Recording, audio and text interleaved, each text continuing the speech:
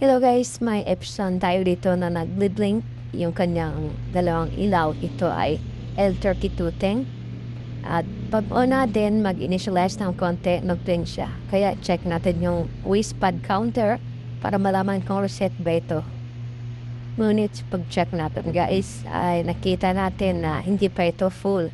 Ibig sabihin hindi reset ang problema nito. Either may naka-jam so kailangan natin buksan. Pero i-test muna natin guys kung ano ba talaga ang problema nito. So ayan guys, pag napunta yung head na dyan, nag-error na yung printer. So itry natin ulit para makita natin. So hindi talaga nga i-troubleshoot ang ganitong problema guys. Pero una sa lahat, check nyo na kung may mga paper na mga pieces na nakastack.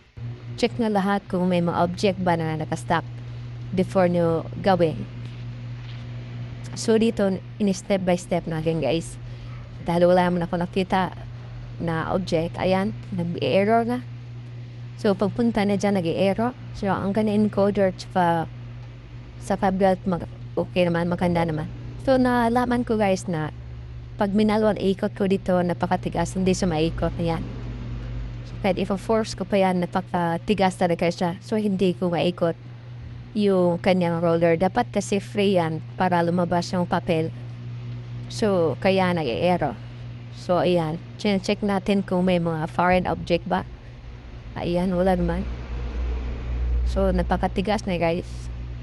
So, kailangan nating i-check. Pati yung kanyang roller dito. Kasi minsan pag nakastop yung roller niya dun sa lower, pag nakastack yun, minsan nagko-question na nagja-jam kasi tumitigas yung kanyang yung roller, yung rubber. Kaya plan natin ito guys, is buksan natin yung sigiyed kasi hindi talaga maikot. Tingnan nyo sa video, hindi ko talaga maikot yung kanyang roller. Ayan, visual check muna tayo lahat dyan. So una nating bakbasin is yung paper tray na lang. Tanggalin mo natin yung yung kanyang scanner. Ayan, binaklas ko na yung paper tray niya para ma-remove natin yung kanyang roller sa baba. So, ikipin yung dalawang spring dahil importante yun. Baka mawala. So, ayan. Kailangan na-remove mo na yung spring dito guys, yung nag-hold sa roller before niya bakasin sa likod. Ayan, so binaklas ko na guys ito. Ipupull nyo lang to. Very easy lang. At rotate natin to guys. So balit, parang ayos naman yung rotation niya. Free sa kabila tapos lock sa kabilang side. So wala mong suspect dito. Hindi ito yung sira guys. So ibalik lang natin to kasi okay naman tong roller. Pala, kala natin ito yung problema. Kasi minsan kasi yun ang problema.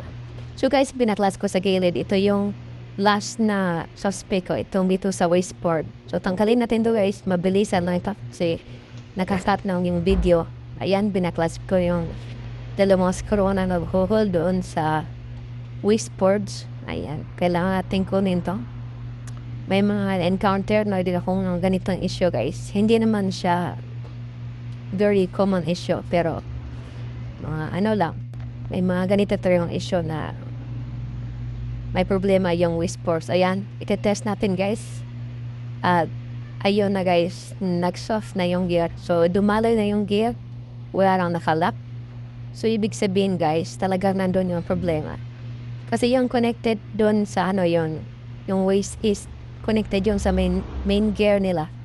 So, wala na nakabarado. So, ito na yung suspect natin at sa palagay ko lang tayong ibang dahilan na mag-stop is ito na lang. So, tanggalin na natin to guys, itong dalawang screw sa gilid para matest natin at malaman talaga kung ano problema. Minsan kasi pag ganito yung problema is na misalign yung kanyang yung roller niya, misalign sa gear, hindi na siya nakaano sa original position niya. Tignan natin na. Ayan, so basically guys, nakita ko na yung problema. Yung kanyang roller is nasa ilalim. Hindi siya naka-align doon sa gear. Hindi siya nakatindig. Dapat is nakatindig yan pataas. So, tignan niyo to guys. Ayan o, nasa gilid na, nakahiga na yung roller. At makita natin dito na yung roller niya, ayan. Nasa ilalim na pala, kaya nag-stuck yung gear niya. So, yung gagawin natin guys, simple lang. I-align lang natin to.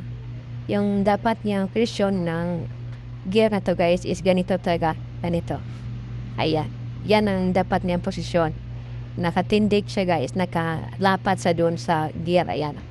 Kasi dapat pag-ikot niyan, iikotin yan guys. Kasi siya yung nagpapalabas ng ink galing sa forge papunta doon sa sa waist pad niya. Ayan. So, okay na yan guys. So, yun ang talaga yung problema. Itatry na natin to na kabit balik. Simple lang guys.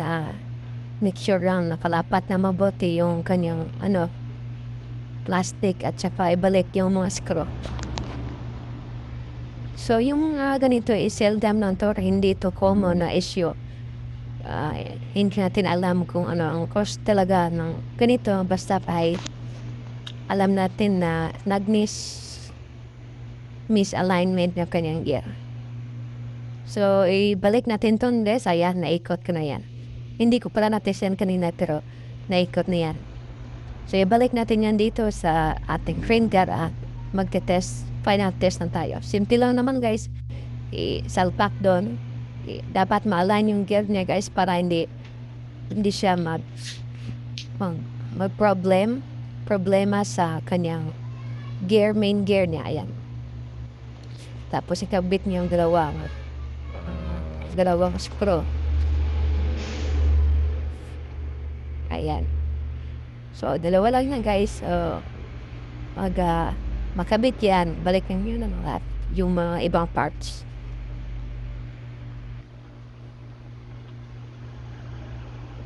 Kaya. So, i-reassemble natin to at i-final check.